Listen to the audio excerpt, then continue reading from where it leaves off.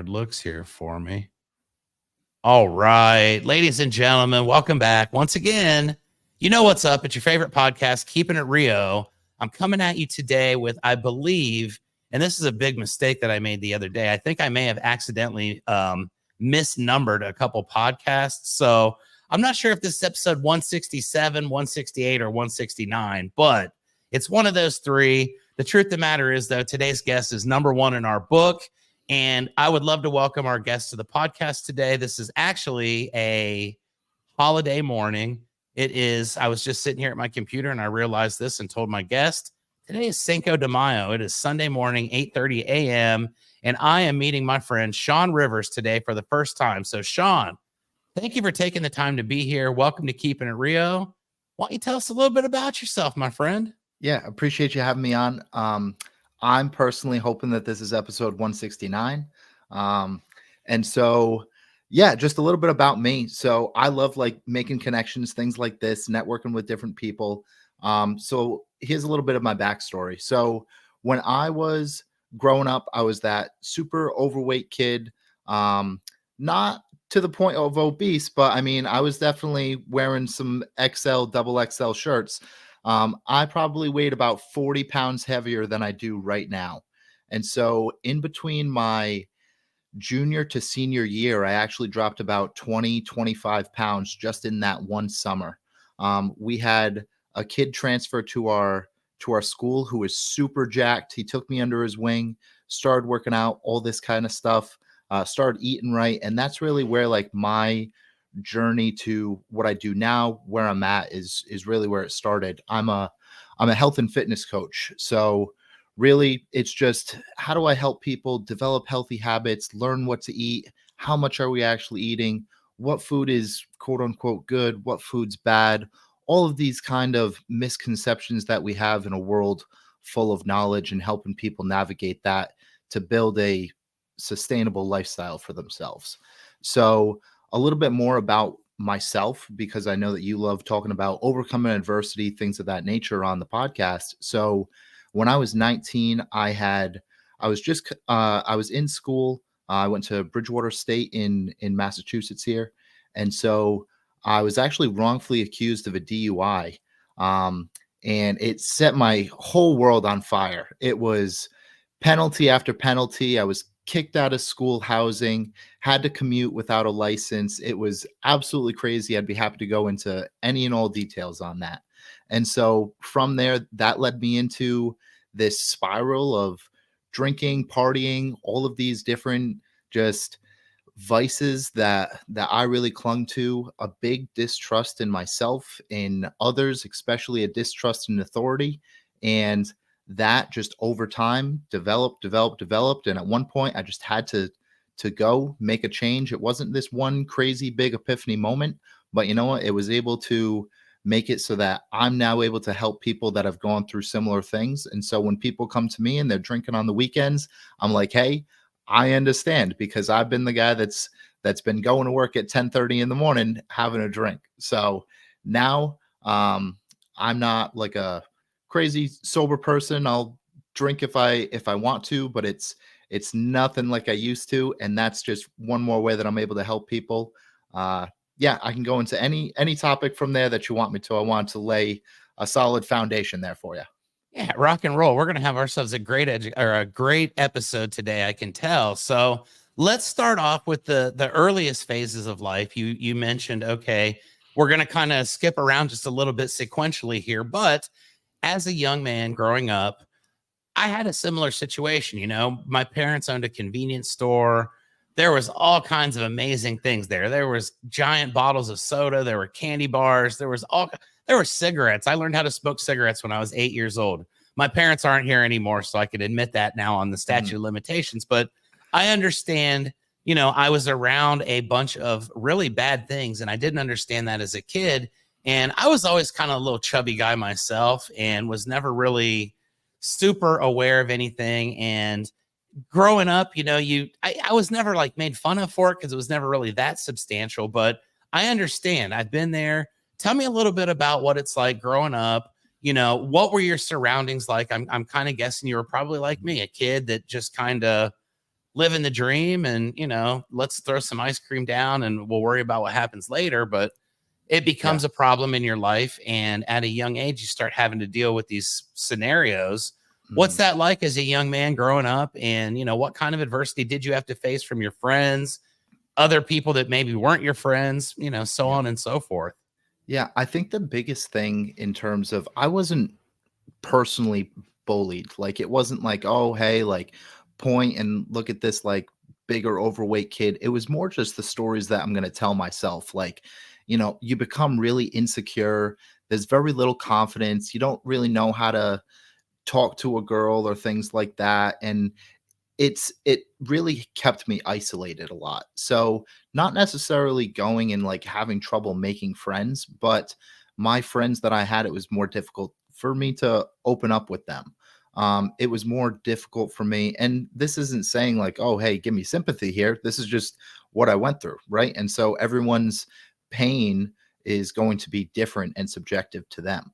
So for me, it was all of these insecurities and everything like that. And then once I actually started to go to the gym, learn how to eat healthy, things like this, my confidence started to go up. But then my entire sense of worth was starting to be tied just to my body. Because when you go and lose 25, 30 pounds in a summer, and then your senior year of high school, people are like, "Oh, who's this guy?" Everything that like every compliment that I started to get was only on my physical appearance. And I was like, "Oh, I need to go and push this more because that in turn is going to give me more of what I want, like more of a good feeling." So, really just now, how do I undo all of that? How do I still have a healthy body? How do I still make myself so that I look good, but not just search for external validation?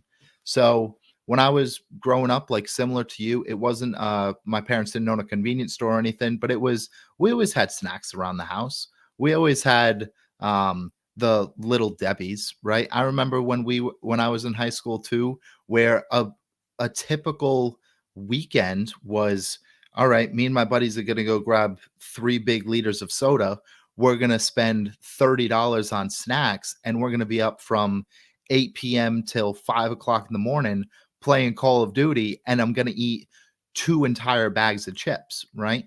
And so that was just some of the small things that I was doing that I was just unaware of. I was like, I don't know why I'm overweight. I think it's just my genetics, right? And that's I think an excuse a lot of us tend to make now. Yeah, and no doubt about that. And I'll tell you real quick, my story is kind of maybe about 3.5 years old now. And what happened with me is I came down here to San Antonio, Texas. I didn't know a human being. I was part of an organization. We bought this roofing company. It was out of business. So I come to San Antonio. I'm tasked with resurrecting a brand that's already kind of died. And I've never been to San Antonio before in my life. So a couple things happen. Number one, I'm secluded a lot because I don't have any friends or family in the area. I just moved here. You don't hang out with people because you don't know anybody. And then secondary was when I was meeting people doing networking and things for my company, every single time it was, where are we going for lunch? Where are we going to eat? And I was getting a little bit, out of control, but I wasn't really paying attention to it. And what happened was we were going to do a conference. Our organization was putting together a conference. We were going to have roofing company owners from all over the country fly in.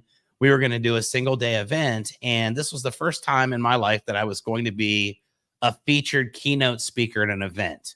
And with that comes all the beautiful things, the pictures that show your face that say, buy a ticket so you can hear this guy talk.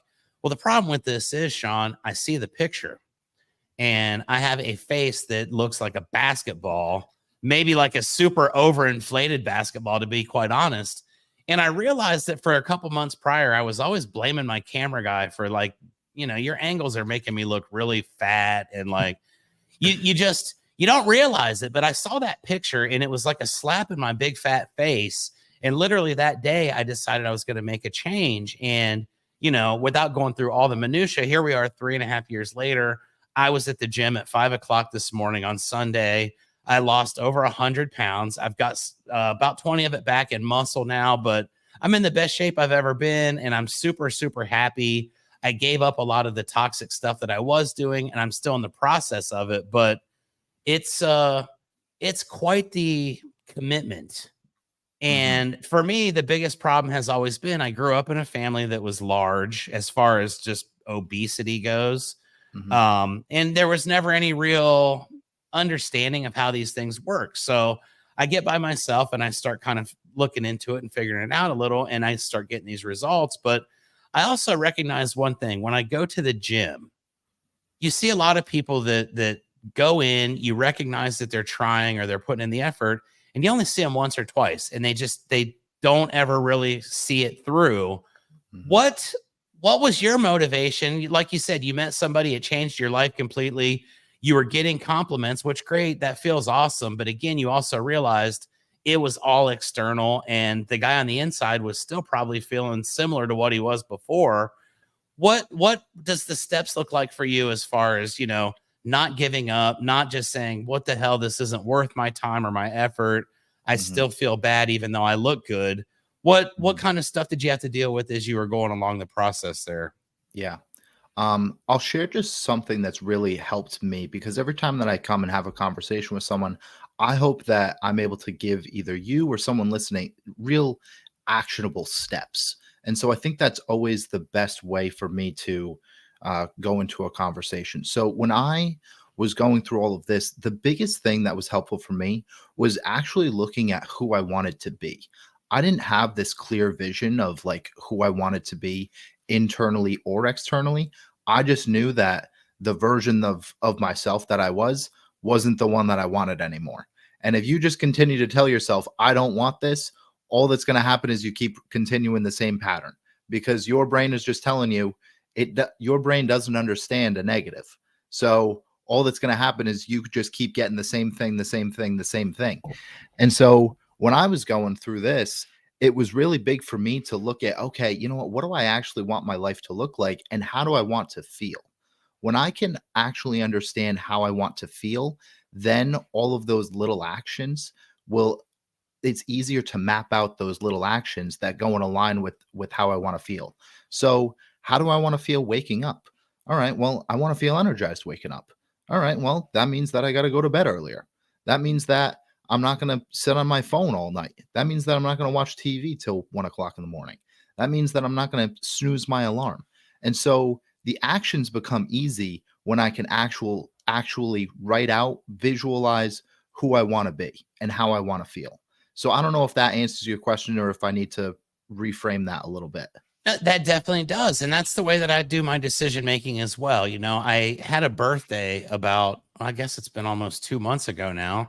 And I was with a buddy who came down from Houston to take me out to lunch for my birthday. And we're going to celebrate, like I haven't been eating out that much. I'm just, it's a special occasion. So we're going to the Cheesecake Factory, Oh yeah. and I'm aware of what's going on when you walk in the Cheesecake Factory. I'm not expecting the Cheesecake Factory to be, the most diet healthy place. I did all right with the meal, but then they had this cheesecake and it was a birthday cake looking thing, and you don't realize how big it is until you order it, and then you feel Mhm. like, well, my friend is picking up the tab for my birthday. I better eat this whole thing or else it's rude, right? Well, about an hour later, we were just driving around and we go to the Alamo, and I didn't want to get out of the car. I felt like I had been hit by a ton of bricks and I just didn't have any energy, and I felt so bad. And in that moment, I realized something. It was my moment of clarity about the entire thing, because I realized, you know what? That didn't used to happen to me. When I would eat cheesecake before, I wouldn't get that feeling where I felt horrible. And it was because I had been doing the right thing consistently for a long time now. And I wasn't really aware of the changes that were going on. But in that moment, it was like, oh yeah, dude, like you've completely changed. You don't do cheesecake anymore. Yep. And next time I'll get the child's portion. But you see those changes happening, and it's very encouraging. And I always try to visualize, like you say, who you want to be. And Mhm. that dude's not eating cheesecake. He's not sitting at home on the couch watching TV. The only thing I use this TV for is what I'm using it for right now, and that's Yeah. a promo for my podcast. And those changes, as you continue to see that evolution, it really does. It changes who you are as a person. It makes you really feel like you've accomplished things. And, I appreciate that. So we'll kind of skip ahead a little bit. Like I said, we'll be a little bit out of sequence on some of this stuff.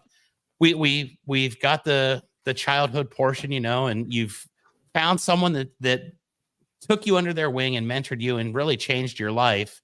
And then you get into school, like you say, you still are kind of feeling a little bit maybe insecurity on the inside. And you mentioned, one of the things that you can do when you're a kid to be cool is you can start drinking with your friends and you can start acting crazy and doing all that stuff. You get into this lifestyle a little bit.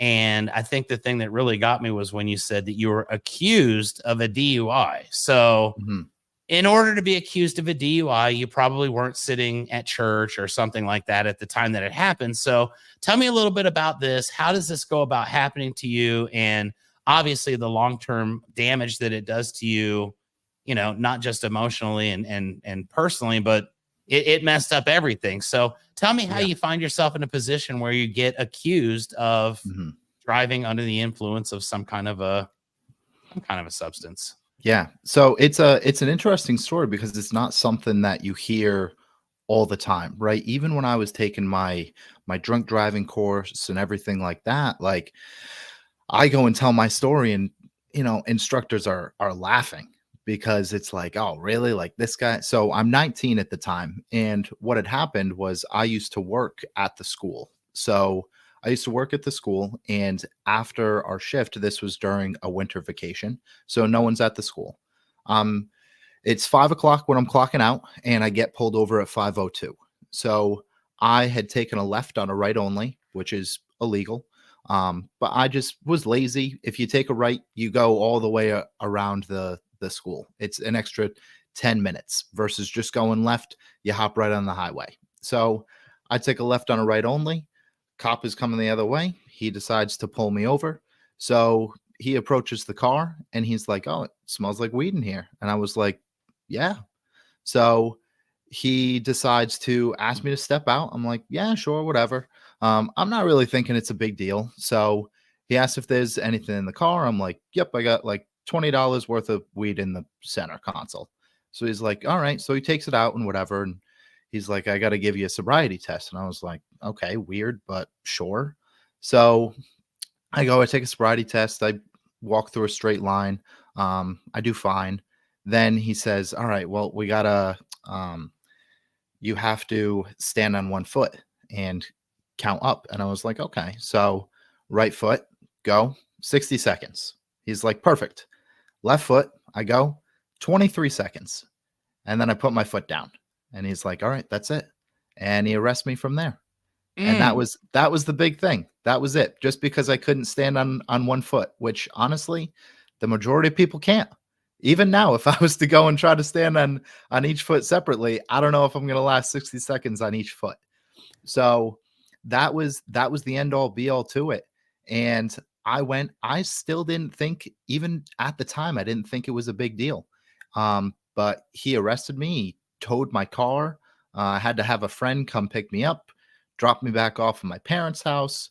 And then it was just this vicious cycle from there of all of these different consequences that I feel like I wasn't, for some reason, it felt like, why is all this happening to me?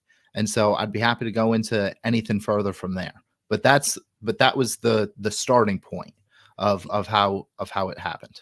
Yeah, let's talk a little bit about it. So that's a terrible thing to have happen. And I've actually known people that have had things like this happen before, and incredibly unfortunate because as a 19-year-old, now all of a sudden your entire world just got turned upside down. Mm-hmm. And early on, you probably didn't realize the ramifications, but as you start to see some of the things develop, and you can start to see some of the things in your life that are not going to be the same anymore because of this this baseless accusation.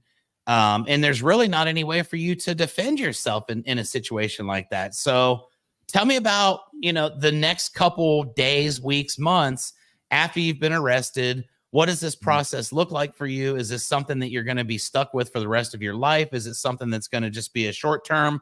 What happens to you after that initial reaction and that shock wears off? Yeah. So the next couple of days, I I got my car, paid the $200 or whatever it was, and I just went about my life driving around.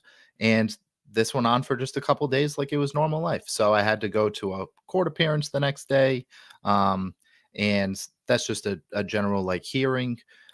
So I decided to hire my own lawyer. So couple days go by and I'm driving around. Then I get a letter in this mail and they're like, "Oh, your license is revoked." And I was like, "Oh, well, that's big news to me. I had no idea." And so they don't tell you that your license is going to be revoked immediately. So if I had been pulled over in those couple of days, I would have went to jail. I had no Wow. idea, but they don't tell you that. So um, now I'm now I'm like, okay, now I got to get to work. School's starting soon. What am I going to do? So my mom ends up taking me back and forth to school here and there. And then I had a girlfriend at the time. She's taken me back and forth to school. And then I'm trying to get into housing because I'm like, okay, I can't go and commute anymore. So I end up having to sit down with some of the counselors and things. And they're like, no, you definitely can't come because you were found on school with drugs. You're lucky that we don't kick you out of school, but you can't commute here. So I was like, all right. So every week I would pack a bag and I would pack just a bit like a big bag full of clothes, full of books or whatever. And my mom would bring me up on a Monday morning. I would spend a night with my girlfriend. I would spend a night with one of my buddies. I had slept on the park bench once or twice, but I always had somewhere to stay. But I was never somewhere more than like 2 days in a row. So I had a great support system start to help me out because all of a sudden I had to commute to school with no license. So I hired a lawyer, and by my mistake, I had a really terrible lawyer. So she just wanted every last drop of money that I had. So as a 19-year-old kid, uh I had to pay 6 grand for this lawyer, which was a lot of money for me at that time. Oh And yeah. so I ended up paying about half and my parents paid half and then I just paid them back at a later date. But my lawyer, you really need to do your research because my lawyer, she every single week we would have a 30-minute call and she would charge me. Every week it was 30 minutes, charge me, 30 minutes, charge me. And I'm like, why are we even having these calls? And she's just going over just like random like things more or less. I don't know exactly our conversations to this date, but we would go to court and then she would move it. We would go to court, then she would move it. And so we're talking about, okay, how do we get this going? And she's like, look, you can either bring it to a trial or you can go and we can just try to get it something called a continuance without a finding. More or less, you get a couple of consequences and then it's off your record. So I was like, all right, well, what happens if we go to a trial? And she wanted to make it so that she was trying to scare me because she didn't want to go to a trial because it would cost her more money. Right. And so she was like, you will go to jail for 3 years um, if you're found guilty and all these types of things. And like a first offense DUI, you're not going to jail. You're not. The majority of people, especially in Massachusetts, you're not going to jail. Clean record before this. Like there's no, if anything, you would lose your license for a year. You'd take a course and whatever. So I pretty much got the same. I didn't go to a trial. I just got a continuance without a finding. So I had to take a 16-week drunk driving course. I lost my license for a year and a half. So pretty much between the age of 19 to 21. And then I had 100 hours of community service. And those were the biggest things that I had to do. And so if I was to go back, do it again, I wouldn't hire that lawyer. I would represent myself, honestly, because I think I could get myself a better deal than that because there was very little evidence against me. Um, Especially if you even just look at the timestamps of clocking out at 5 o'clock, pulled over at 5:02. I don't even know how I mean, it's possible to go and light up between then, but he didn't find anything that was lit or anything like that, just a little bag of weed. So this went on for about 2 years, this process was. just in and out of court. When is this going to end? When am I actually going to get my consequences? All of this type of stuff. And it was just a long process that dragged on. But those were the major consequences. And after the two years, I finally got my license back. That first day I had my license, oh my God, I drove around for hours on end. So yeah, that's more or less the story behind it. And I feel free to chime in here. Yeah, I mean, wow, what a story. As a 19-year-old, you had to learn a lot and you overcame a lot right from the get-go. So we'll kind of move forward in life. You learned your lesson. Obviously, Mhm, it was a harsh one and it was probably very tough to swallow at the time and probably still has ramifications to this day. mhm, But you decide, okay, well, it is what it is. I'm going to do better. And you go through the process, you get yourself reinstated, and now you're on the other side. So we'll kind of go, whatever the timeline looks like from that point to where we are today. So we'll fast forward to what you're doing now. You mentioned mhm, you're a fitness teacher and mhm, nutrition, and your goal is to help people. So tell me about, we heard about your story growing up. We got this little mhm, sidebar there that was, kind of a roadblock in your progress, but it helped you mhm. along the way and made you who you are. Yep. But at what point of your life now do you figure, okay, I want to do something that's gonna, be my thing, and I want to help people? At what point do you realize this is something that maybe I would like to do and maybe I'm good at? And what's your journey look like down the entrepreneurial path? Yeah. So it's been up and down, just like I think a lot of people. I don't try to front people. I'm not a full-time entrepreneur right now. But you know what? I don't call my business a side business either. Because if I continue to call it a side business, it's going to stay a side business forever. Sure. I'm an entrepreneur. I'm just not full-time yet. And so the biggest catalyst for me is honestly just poor management that I've had. I absolutely hate working for someone else. I don't like clocking in. um, I don't like playing by the rules. I'm not someone that is good taking, I don't even want to say orders, but not having freedom to create my own schedule. And so this entrepreneurial journey that I've been on has always been up and down because I've tried life coaching, I've tried fitness coaching, I've done hybrid methods, and it's just this interesting dance that I've been doing where it's okay, does this have to be my thing? Do I need a complete niche? Do I have to make it so that my ideal client is 20 to 30 years old and they need to lose 5 to 10 pounds? Like, does it have to be that specific?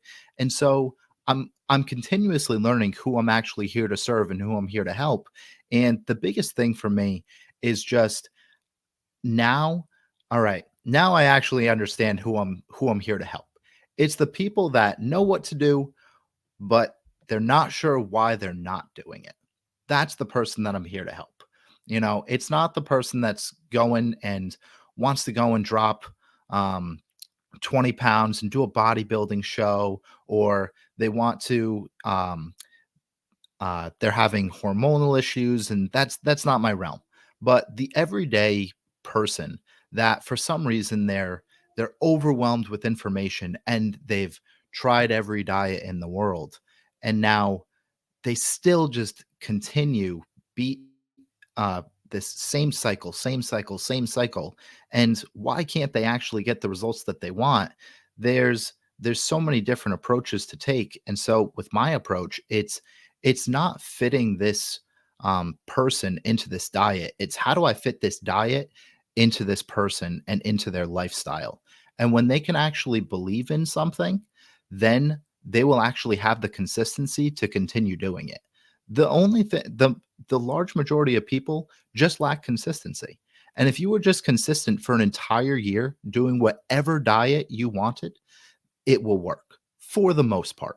Of course, there's a little bit of nuance there, but as long as you're consistent with something, it will work. If you go and do keto for 2 months and then all of a sudden the month after you reintroduce carbs and you're eating like a unsupervised child at a birthday party, yeah, you're going to gain weight again. But if you went and did keto for a year, it'll work. If you went and did carnivore for a year, it'll work. If you do intermittent fasting for a year, it'll work because all of those are restricting your calories, bumping up your protein. So, a lot of what I do now is how do I find something that's sustainable for some person and really fit it into their lifestyle, but also have that fierce side of me where, hey, you need to make sacrifices too. And all of these bad habits and lifestyle um, changes that you're about to make, this is what got you here in the first place. So these are some things that we're going to need to change. So in terms of my entrepreneurial journey, it's been up and down with a lot of different things and what works, what doesn't work. Is it social media for me? Is it affiliate marketing with gyms and things? And so I love just testing the waters. I love being face to face with people. That's what really helps me. I do a lot of the work online, but I love going to different gyms, partnering with them. I've got different yoga studios that are partners. Like that's what's fun for me, not all this social media stuff. So honestly, I forget your question. I was just rambling on a little bit just about the ups and downs that I've had so far. No, that was the question. So you answered that Yeah, perfectly, yeah. and I appreciate that. And you really said something there that hit me kind of good. Is I'm not quite sure exactly what I'm doing yet, so I'm kind of adapting and changing the way I'm going about it. And I'm the same way. I try to do certain things one way, and if it's not working, I'll change course and I'll try. Let me ask you about the people that you are currently working with in your programs. What does your typical person, and I know nobody's typical, so that's kind of a Mhm, weird way to categorize it, but you just said you can work with any type of people, and your goal is to adapt their diet into their lifestyle. So what mhm. kind of lifestyles are you currently working with, and what are some of the creative ways that you're coming up with that can help them form those habits, where maybe it's hey, I travel a lot for work, or I work weird hours, or I'm always in the car. How do you go about figuring out what the best plans are for these people? And, what does that process look like? Yeah. So a lot of what I love to do is like I'm a huge proponent to actually counting your calories because a lot of people they honestly just they underestimate how much they're actually eating. And that's where a lot of the frustration comes from. And so I'll give you 2 clients that I have right now. One is actually my sister. And so, but I like using her because she's a nurse and she works weird hours. So there's days that she'll work 7 a.m. to 7 p.m. and she'll only be able to have one meal. All right. And then there's days where she's going to go in from 7 p.m. to 7 a.m. So, yes, there's a lot about food that we need to worry about. But oftentimes when she's working 7 p.m. to 7 a.m., I'm not having her track her calories. It's more about how can we get well balanced meals when it's possible instead of you going and coming home and eating and just being ravenous. Okay. Because that's where a lot of people go wrong. They'll restrict, restrict, restrict. And then as soon as they come home, it's everything in the cupboard is what I need to eat here. And so building that lifestyle for her is okay, the 7 to 7 days, we're able to eat breakfast, we're able to go and we're able to eat lunch, we're able to have like 30 to 40 grams of protein at each meal, we're able to go and we're able to sit down and have dinner. And so those are days that it's manageable to track their calories and actually see what they're intaking versus now every 2 weeks she's overnights. And so we're not going to go and track, okay, I ate a sandwich at 2 o'clock in the morning. Is that Monday or is that Tuesday? Like it just gets too frustrating. And so at those types of times, it's learning how to have something that's a well balanced meal focused on protein, making sure that you're eating until you're somewhat full, but also looking at how can we optimize sleep during these hours? How can we make sure that we're getting enough water? Are we getting enough steps? Are we taking our stress management under control? All of these factors also play a role specifically for fat loss. And so everyone loves to go and just look at the food, but when we look at the lifestyle itself, if you go and have a quote unquote perfect diet, but you sleep 3 hours every single night, I hate to break it to you, but it's not going to work for you. Your body is constantly going to be stressed and it's going to be very difficult for you to lose weight. All right. And so optimizing some of these other areas and not being so food focused will, one, help your body and your nervous system regulate a lot more, but also it will make it so that we're developing more of a healthy relationship with food. And we're not so just focused on, I need to make sure I eat this. I need to make sure I eat this. I need to make sure I eat this. For a different situation, one of my buddies is a client as well, and he's a truck driver. And so it's difficult for him to get food at times. But when we're just more creative, okay, you can go and you can pack a big bag of deli meat and you can get 50 grams of protein just from some deli meat. And you just take a slice here, take a slice there, take a slice here, take a slice there, and just planning ahead for him. So breakfast doesn't really eat, but then throughout the day, making sure that you plan your meals the day before makes it so that when he goes and he's on a route with someone else and the guy is like, "Hey, do you want to stop here?" My buddy's like, "No, I already have everything that I'm going to do." He's already prepared. So he already knows what he's going to eat. So now that temptation is much less for him. So those are two just different lifestyles, but how we try to make the diet work for them, not just, okay, this is the one size fits all. You need to make sure you track all of your calories. Just do it. Yeah, and everybody's different. So I like the fact that you don't have a one size fits all, because we all know that that's not how it works. And with these different people, I assume, kind of analyze every aspect of their life. You figure out what their schedules are, you figure out what works best for them. What happens when you're not there? Do your people have a tendency to maintain their discipline without you being there to enforce it?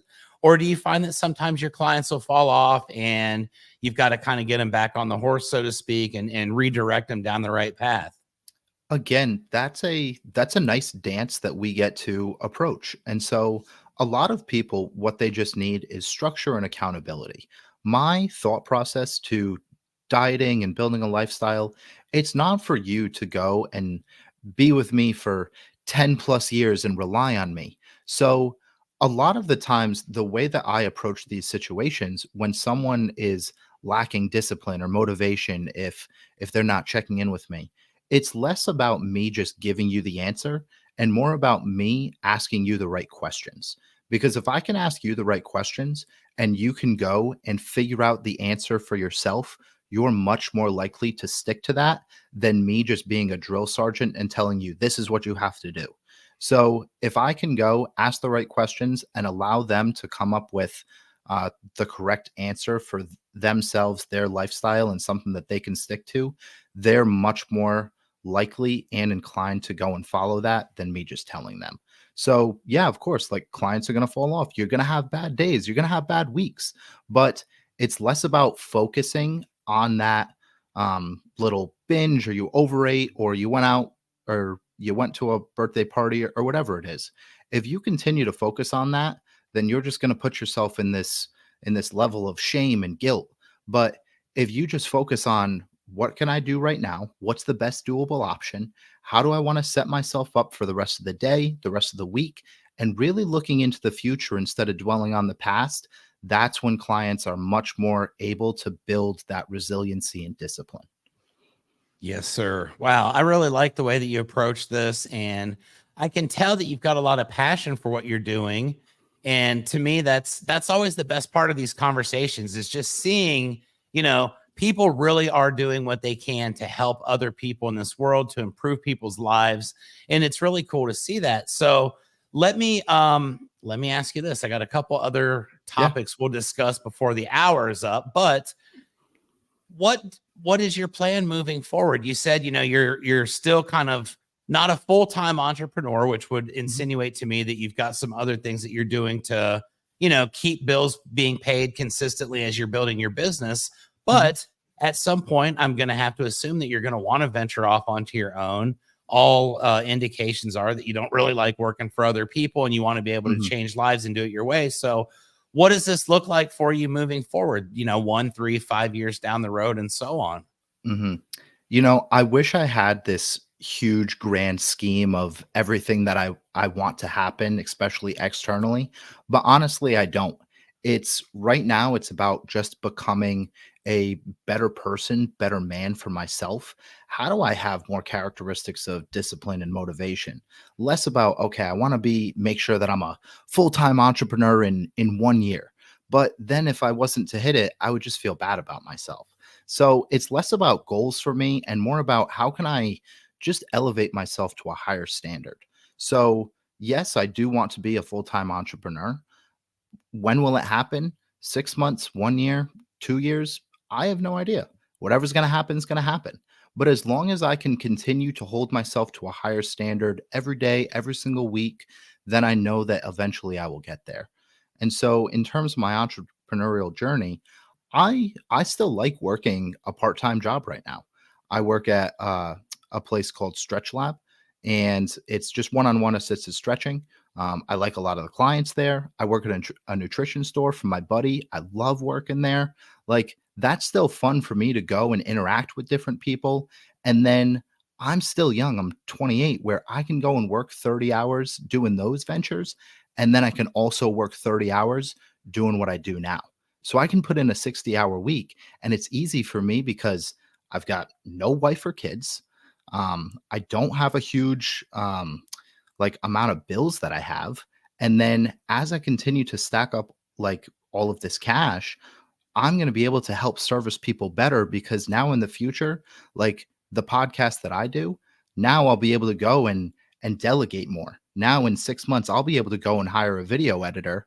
Now I'll be able to go and hire a virtual assistant, and now I'll be able to just delegate all of these different tasks where instead of working 60 hours, I'm able to work 45 hours, make a little bit more income. Now I'll be able to pour into clients even more. Now I'll be able to do sales and marketing even more.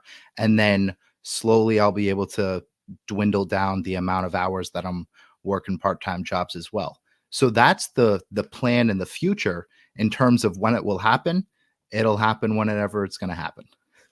I like that. And you're right. If you set those expectations and something doesn't work out right, you have a tendency to get down on yourself. And I really appreciate that perspective because that's something that I have been famous for the course of my life. I start a company that's bankrupt and it's out of business, and I moved to a place where I don't know a human being. And I'm mad because I don't have $1 million in sales the first week, and it's like, come on. And it's crazy how emotion works like that. But you just kind of led me into what my next question was going to be about. And this is something that I always love to talk about is you mentioned that you have a podcast. Mm-hmm. As you're aware, I also do have a podcast. We're on it right now as we speak, having a great time. Tell me a little bit about your podcast. Tell me how you got started with it, where the idea came from. Yeah. What's going on with that? It's a lot of fun, right? Yeah. In terms of like where I'll start with the vision and then I'll backtrack. So I actually don't have a huge plan and vision. Do I think it would be really cool to eventually sit and chat with people just all day long and just podcast and not really have to do anything else? Sure. Do I think that's what I want my life to look like? Not sure yet. So in terms of where I want it to go, I don't know. But I'll backtrack to where I started. I started it back in around 2020, 2021, and I just wanted to connect with more people. I feel like I'm a very good communicator, but at the same time, I wanted to be a better communicator. What's the best way to communicate better? Talk with people. So I started a podcast, and all I really did, I didn't know what I was doing. I would record it on my phone, or I record it on like this crappy computer that I'm on right now. And all I would do is I would invite my friends on and say, hey, I want to chat with you. And they would say, sure. And then anyone that I started to know, like, hey, you have a business, I want to talk to you about it. Hey, you do health and fitness, I want to talk to you about it. I want to know more about like how you help people. And so in turn, how can I help more people? Hey, you're a life coach, I want to know like what you're doing. And so it started as just something for me to become a better communicator and network. It's turned into something where I really take it in the most selfish way. I am able to go ask people, do you want to come on my podcast? And it is an hour of networking, and it's like an hour mentorship call for me. Because regardless of the other person on the other end, let's say you were a guest on my platform, even though I have nothing to do, no interest in roofing, I can go and I know that you will be able to teach me something, and I'll be able to take something away from that, learn from it, and go and integrate it into my everyday life. And so that's where that hour of selfishness and mentorship comes. And I know that if I'm learning and taking things away from it, then I know that people that are listening are also going to be able to take actionable steps away. And so I really just do it for the networking and the selfish components of it. And that's the real reason. That's honest, and I appreciate that. I same thing for me. I started it. It was a fun project. Myself and a couple of my buddies were doing a live show every Thursday, and we started off as a kind of a panel, and then we started having guests, and we all kind of played off each other, and it's evolved over the course of time to what it is now. And for me, it was just one of those things. I always wanted to do like a radio show or something when I was younger, and obviously the opportunity never presented itself. But now we've got this world that we live in where we've got computers and we've got high-speed internet and StreamYard and all these crazy things. And it's like, you know what? Why not? Nobody can cancel me, right? Unless I do something really stupid. And I'm having so much fun doing it. Like you say, the people, the networking.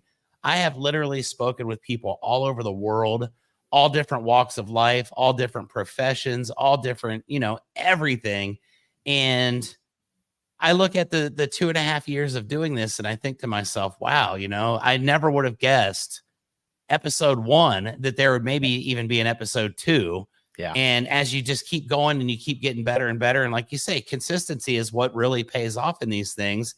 You look back at your body of work and it's like, wow, I've helped a lot of people. I have a lot of people that reach out to me and say, hey, I saw this episode from a year and a half ago, and whatever the guest was talking about really struck me. So I reached out to them, or, any number of things. This inspired me to do something. I was in an abusive relationship, and this lady's story inspired me to get out of it. And to me, that's the coolest part about the podcast is you never know who's listening, right? And I always assume that nobody does. And then that way you're not upset and you're not disappointed. And then when you look and see, wow, there's thousands of people have been watching it. That's great. And every once in a while, randomly, someone will just come up to me, and it's someone I don't know, or, and they'll say, hey, I saw your podcast, or I saw the clip that you put on your Facebook, and it led me to, doing something different. I changed up what I was doing because of what you were talking about that day. Have you had anybody come up to you at this point in your podcast and say, hey, Shawn, you were talking about this, man, and it really just caught my attention, and I didn't think of it the way that you were explaining it. I'm doing it your way now, and my entire life has gotten better because of you? Yeah, there's 2 instances that come to mind. And so the first is one of the guys that I actually used to work with when I was a teenager. He actually came up to me. I was in Target about a year ago, and I was in Target walking around, and he was there, and he comes up to me, we're chatting, and he was like, "Oh my God, I listened to every single podcast." And I had done whatever it is a year ago, 75 podcasts, let's say. He's never liked a post on Instagram or anything. He's never messaged me. He's never given the show a review, and all that stuff's great. But it's always those silent people that you have no idea the ripple effect that you have in the world. And he was like, look, I listen to every single podcast. It's so motivating to me. I love all the topics that you do. And I was like, I was really pumped. I was like, bro, we used to work together like 10 years ago, and you listen to my podcast? Like you're joking. Like it didn't feel real to me.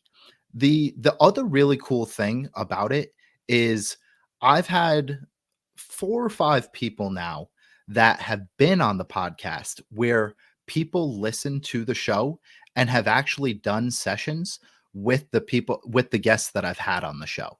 That's really cool to me. To be able to bring someone a new customer is awesome. Like, yes, of course, sure, I would love a new customer. Everyone wants a new customer if you own a business. But when someone that was a guest on the show reaches out to me and they're like, "Hey, this person listened to the episode that we did together. I have no idea who they are, but they're in your network somehow. They listened to your podcast, and that's how they said that they found me." they just signed up for coaching with me. They just signed up for a breathwork session with me. Whatever the case may be, that's really cool to me. Yes, sir. And I tell you what, I had that happen a lot. I've got a sponsor up at the top here, roofer.com. And Roofer has been great to me over the years. They're a software platform that does a lot of things for my roofing business. And I have people that call me all the time and they ask me questions about Roofer. And it's like, you know what? I don't even work for the company, but I'm honored to be able to help, because I know that just having that on the screen and just mentioning, hey, here's my sponsor, Roofer. Yep. That people that follow me in my industry and beyond will reach out and ask questions about it. And to me, it's like you say, I love to help other people grow and help their businesses. And the most prideful thing that I do with my podcast is when I do ask people, hey, Shawn, we want to help you get yourself to where you're doing what you want to be doing full time. And we want you to grow your business. We want you to have as many clients as possible. My goal for my podcast, I had a guy yesterday that they have 400 subscribers to their service and their goal is 800 by the end of the year. So I put the challenge out, hey, if you're in the roofing industry, check out this group. It's awesome. Sign up for it. Help my guys. The guy the week before has a lawn mowing app that's nationwide. He's trying to get 1 million users weekly. And, hey, man, if Keeping It Rio can get 1 or 2 people, then that's what we're here for. So this is the time of the episode where I ask you, Shawn, if people have watched our episode, which we know they do, there's millions and millions of people that watch this. Don't let the numbers lie to you. Yep. Millions of people. It may be hundreds of years from now, but millions are going to watch our episode. And my goal for today was to help you develop your clientele a little bit. And if I can get you 1 extra person onto your portfolio, then my day has been complete. So people are watching. They like what you're talking about. Maybe we've got someone that is aware of the fact that they know what they're supposed to do, but they're just not doing it. Or maybe they feel completely overwhelmed and have no clue where to get started. Yep. Maybe they just want to listen to your podcast and get some inspiration. What are the best ways for people to get a hold of you, to follow you, to be able to stay up to date with your journey and also, seek your advice and help moving forward professionally? Yeah, I really appreciate it. So everywhere you can find me is at Growth by Shawn. So that's Instagram, TikTok, YouTube. They're all at Growth by Shawn. And then I host the Growth by Shawn podcast, which is on Apple, Spotify, and all of the streaming platforms. That's really the easiest way to get in touch with me, is to either send me a message on any of those, or I have a coaching application that you can fill out on some of those different sites. So any of the social medias, because that's most likely how you found this podcast regardless. Oh yeah, I throw this all over social media. Yep. Trust me. Yep. I have people tell me all the time, dude, stop. You crazy. But hey, when you think about podcasts, hopefully you think about Keeping It Rio because of that. And now also, hopefully you think of the Growth by Shawn podcast. Highly encourage everybody to like, subscribe, do all the stuff that you do for Keeping It Rio to help Shawn grow his audience as well. And, to the people out there that we're helping with these podcasts that we do, I can't thank you guys enough for being dedicated, for watching the episodes, for reaching out. And again, to my guests, Shawn, today is Cinco de Mayo. I appreciate you spending a holiday Sunday morning with me. I've really enjoyed our conversation. I've learned a lot, and I admire what you're doing because I can tell that it's a passion project and you really found your thing in life that you like. So we've talked about a lot of different things in the last hour, and I just want to thank you personally for that. And like I always end my episodes with Keeping It Rio, you've got to have a cheesy tagline. Let me ask you this. Do you have a cheesy tagline for your podcast? I actually don't. Nope. All right, my friend. Well, here's your challenge for the day. Come up with something stupid. And at the end of the podcast, you look at the camera and say, ladies and gentlemen, thank you for watching. Remember to like, share, subscribe, all that. And until next time, you ready? Yeah. Keep on keeping it real.